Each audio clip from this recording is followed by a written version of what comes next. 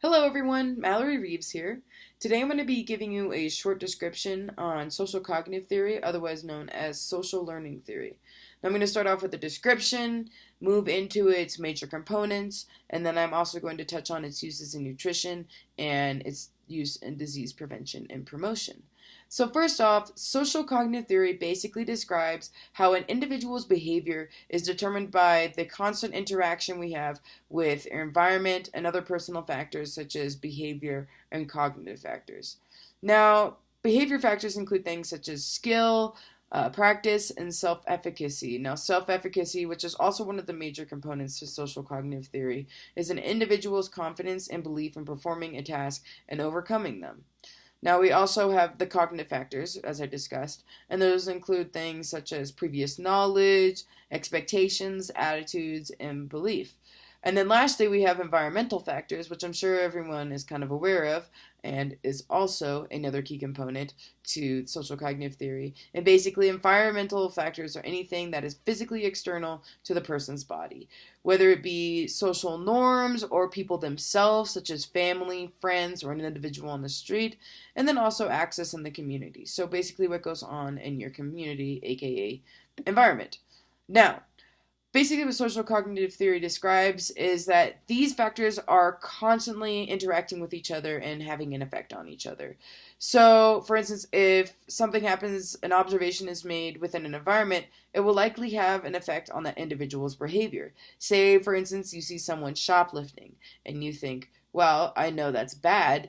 In your head, you're going to make a behavior that says shoplifting is bad and I'm not going to do that because you might see that person get in trouble and decide that's not for you and you're not going to take that risk.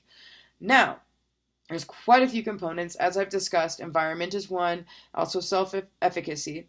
We also have reciprocal determinism, which is basically a person's behavior being influenced by both personal and environmental factors. So basically, one has an effect on the other, as we described before. There's also self regulation, otherwise known as control, and these are personal regulations based on an individual's personal thoughts, beliefs, and feelings. We also have behavioral capability, which is the ability to perform a certain behavior based on knowledge and skills. So that kind of has to do with the stealing thing. Also, you might think ahead and be like, stealing's bad, I'm not going to do it. So you've already learned that behavior and established that that's bad. Now, you might also see something being, seeing someone get in trouble for stealing, and that's the reciprocal determinism, and learn like, hey, that's bad, I saw them get in trouble, so I'm not going to do that. You also have expectations. So an individual's belief of the likelihood of an outcome or event happening. And so if someone expects something to happen, their general behavior is if it's good, they're going to do it. If it's bad, they're not going to do it. And so that's where expectations come into social cognitive theory. You also have observational learning, such as I was talking about. If you're watching someone steal something, you're going to watch them, observe. If they get in trouble, you're going to be like, hey, I'm not going to do that. And so that's observational learning. And last but not least, there's reinforcement. That's another key component to social cognitive theory. And reinforcement is basically either rewarding or punishing someone for a behavior that is beneficial or bad so that you can either increase or decrease the likelihood of that occurrence happening again. Now, social cognitive theory is used all throughout the medical field, and it's used a lot in nutrition, especially in the treatment for obesity and women who are pregnant. It's especially used with children who are struggling with obesity. It has proven to be beneficial if you use interventions that promote physical activity and healthy eating, while also preventing obesity and those habits that led to obesity.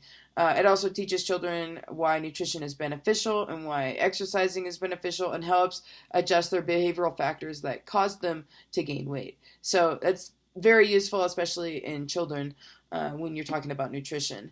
And so with disease prevention and promotion, we see it a lot used to help people with addiction, especially children. They use it to help show them that these behaviors and these outcomes are not going to be beneficial, and then help show them what behaviors are going to be beneficial. And last but not least, they also use it in HIV and AIDS treatments a lot. There's the Healthy Relationships Program and also the home-based programs, and those programs have proven to be successful using social cognitive theory. So it's used a lot throughout the medical field and nutrition, and it's proven to be effective. And I hope you learned a lot from this video and enjoyed this video, and I'm sorry I didn't make it short and sum it up.